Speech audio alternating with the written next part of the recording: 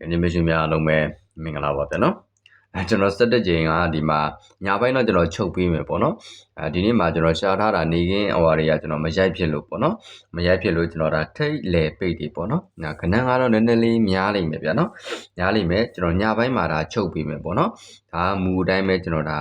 ဆွဲပြီးတော့ရေးသွားလိုက်မယ်ပေါ့နော်ရေးသွားလိုက်မယ်ဒီတက်ကကိုကြိုက်တဲ့ကဏ္ဍပါတယ်ဆိုရင်တော့ကျွန်တော်တို့ဒါထိုးလို့ရတယ်ပေါ့နော်ထိတ်က3လုံးရှိမယ်ခါ3လုံးရှိမယ်ကျွန်တော်တို့အပိတ်3လုံးပေါ့နော်ကျွန်တော်ကဒီဟာကိုဒါမချုပ်သေးဘူးညပိုင်းမှာအရင်မူတွေရောအကုန်လုံးပေါင်းပြီးတော့ကျွန်တော်ချုပ်ပေးမှာဖြစ်တဲ့အတွက်အဲကြမှာပဲကျွန်တော်ရဲ့ရွေးခွက်ကိုပြန်ပြီးတော့ကြည့်ပေါ့နော်โอเคဒါဆိုရင်ဒီမှာထိပ်စီလိုင်းလေးကျွန်တော်အရင်ပြပေးမယ်နော်ကျွန်တော်ဒီမှာနံပါတ်8ပေါ့နော်ဒီနံပါတ်8တီးတဲ့ကျွန်တော်တို့ဒီမှာဘယ်လိုကြာသွားလဲဆိုရင်ပေါ့နော်855ဆိုပြီးတော့ပေါ့နော်ဒါထပ်ရိုက်ကြတဲ့သဘောနော်8တီ8လို့ကျွန်တော်တို့ဒီမှာထပ်ရိုက်ကြတယ်တစ်လုံးနှလုံးသုံးလုံးချပြီးတော့ကျွန်တော်ဒီမှာ6နော်ဒီ6ဒီ6နက်ကဒီလို9လို့ရိုက်တယ်နော်ဒီ2 3ချပြီးတော့ဒီမှာနံပါတ်6ရှိတယ်ဒီမှာကကျွန်တော်တို့ဘာရှိလဲ6 1 9နော်ဒါရိုက်ကြတယ်နော်ဒါဆိုရင်1 2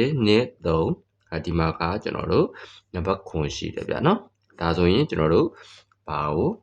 ယူရမလဲဆိုရင်ဓာတ်ရိုက်ကြမယ်ဆိုရင်ဒီမှာ3ထိပ်ရှိမယ်နော်ခွန်ပါဝါ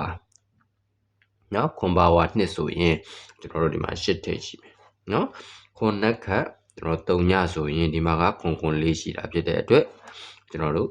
6နော်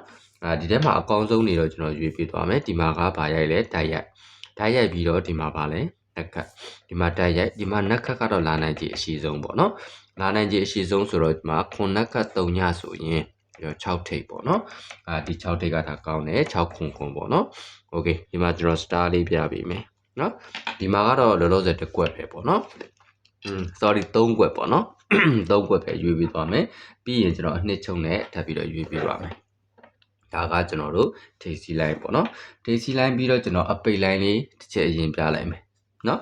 အဝါကကျွန်တော်တို့ခါးတိုင်ကလည်းနှစ်လေးဆွဲရမှာများတာဖြစ်တဲ့အတွက်ပေါ့နော်များတဲ့ဖြစ်တဲ့အတွက်ပြီးရင်ရောသွားမှာမို့ပေါ့နော်โอเคဒီမှာနံပါတ်1ပေါ့နော်ဒီနံပါတ်1ဒီတဲ့ကျွန်တော်တို့ဘယ်လိုကြားလဲဆို2 4 5ပေါ့နော်ဒီလို3လုံးပေါင်းခြင်းနံပါတ်1ပေါ့နော်ဓာတ်ရိုက်ကြတယ်နော်တစ်လုံးနှလုံး3လုံးချပြီးတော့ကျွန်တော်တို့ပါရှိလဲနံပါတ်9နော်နံပါတ်9ဒီမှာ6ခွန်3နော်9နက်ခတ်နော်ဓာတ်ရိုက်နက်ခတ်နော်1 2 3ဒီမှာကပါရှိနေလဲကျွန်တော်တို့နံပါတ်3ညရှိနေတယ်နော်3ညနက်ခတ်ဒီမှာခွန်ဆိုပြီးတော့ကြားတယ်1 2 3နော်ဒီမှာကကျွန်တော်တို့ပါရှိလဲနံပါတ်3ရှိတယ်နော်โอเคဓာတ်ရိုက်ကြမယ်ဆိုရင်တော့ဒီမှာခွန်8ပေါင်းခြင်း5ရှိတာဖြစ်တဲ့အတွက်ကျွန်တော်တို့8ပိတ်ပေါ့နော်โอเค8ပါဝါ3ပါဝါနံပါတ်8ဆိုရင်တော့ဒီမှာ3နော်8ရဲ့ sorry 3နှက်ခတ်8ကြီးပဲရောနေတယ်ပေါ့နော်โอเค3နှက်ခတ်ကျွန်တော်တို့5ဆိုရင်တော့ဒီမှာ3ညနော်โอเคဒီမှာကကျွန်တော်တို့ဒီမှာပါကြလဲဆိုရင်ဓာတ်ရိုက်ဒီမှာနှက်ခတ်ကြတယ်ဒီမှာကကျွန်တော်တို့နှက်ခတ်ကြတယ်ဆိုတော့ကျွန်တော်တို့ဓာတ်နဲ့နှက်ခတ်ကတော့အကောင်းဆုံးပေါ့နော်ဒါပေမဲ့ကျွန်တော်3ခုလုံးဒီမှာကယူရမယ်ပေါ့နော်โอเคဒါဆိုရင်ကျွန်တော်တို့ခါးတိုင်လေးတစ်ချက်ကြည့်ရအောင်နော်ခါးတိုင်ကဒီလိုပေါ့နော်ကျွန်တော်အနီလေးနဲ့ပဲဆွဲလိုက်တော့မယ်ကာလာလေးကိုပဲလိုက်ကြည့်လိုက်ပေါ့နော်ဒီမှာ8နော်8 4 2ပေါ့နော်8 4 2ဒီလို3လုံးပေါင်းခြင်းနော်8 4 2ဆိုတော့ပေါင်းခြင်းနံပါတ်4 4ဒီလို4လို့ကျွန်တော်ဓာတ်ရိုက်ကြတယ်နော်โอเคဒီရောက်မှာကျွန်တော်တို့စစ်ကြည့်ရအောင်ဒီမှာခွန်9ဖြစ်မယ်ထင်တယ်နော်ခွန်9ပေါင်းခြင်းနံပါတ်3ပေါ့နော်3ဒီသူ့ပါဝါကျွန်တော်တို့ဒီမှာ8လို့ကြားတယ်နော်3ပါဝါ8ပေါ့နော်ဒီအောင်မှာစစ်ကြည့်အောင်ဒီအောင်မှာစစ်ကြည့်ရင်8 3ညာ4ပေါ့နော်ပေါင်းခြင်းနံပါတ်နံပါတ်2ဒီမှာဓာတ်ရိုက်ကြတယ်1 1 2ဆိုပြီးတော့ပေါ့နော်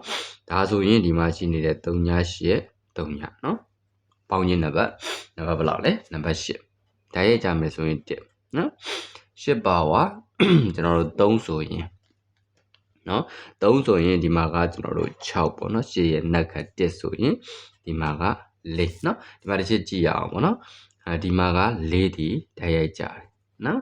โอเคပြီးမှ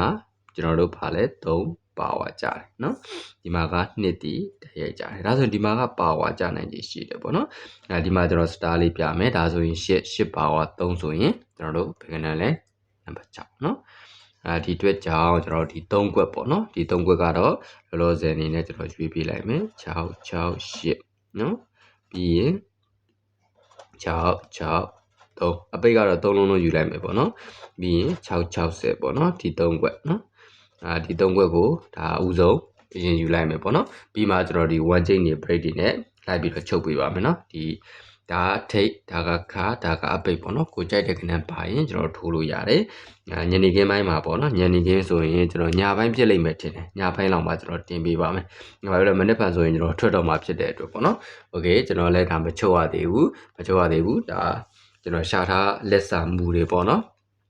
ကျွန်တော်ပြန်ပြီးတော့ဒါတင်ပေးတာဖြစ်ပါတယ်โอเคပါအားလုံးပဲညပိုင်းမှာစောင့်ပြီးတော့ကြည့်ပေးပါဦးဗျကျေးဇူးတင်ပါတယ်ဘိုင်ဘိုင်ပါဗျနော်